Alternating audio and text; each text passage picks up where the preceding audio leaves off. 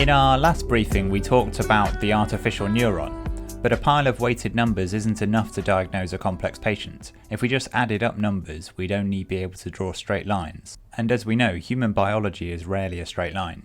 We need a system to make a decision. In biology, a neuron doesn't just leak electricity constantly, it builds up a charge until it hits a threshold and then snap, it fires. It's all or nothing. In AI, the mathematical equivalent of this decision moment is the activation function. The activation function sits at the end of the artificial neuron. It takes the sum of the data and decides what gets passed through to the next layer. It introduces non-linearity. This is the secret sauce of the power of neural networks. Without activation functions, a neural network is just a massive linear regression model. It would be useless for reading X-rays or interpreting ECGs.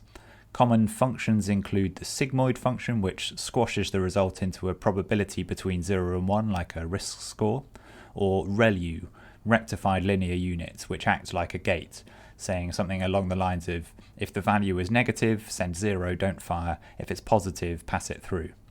By stacking layers of neurons on these nonlinear triggers, the AI can learn incredibly complex patterns, curves, shapes, and irregular patterns. So the so what here is the capability of the tools that this enables.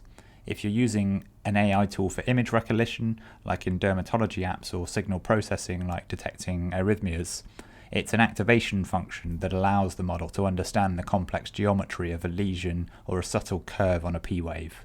The weaknesses involve a technical issue called the vanishing gradient, where these functions can sometimes cause the learning process to stall in very deep networks, though modern techniques have mostly solved this issue. So the bottom line is that activation functions turn a calculator into a pattern recognizer. They allow the maths to mirror the complexity of the patient in front of you.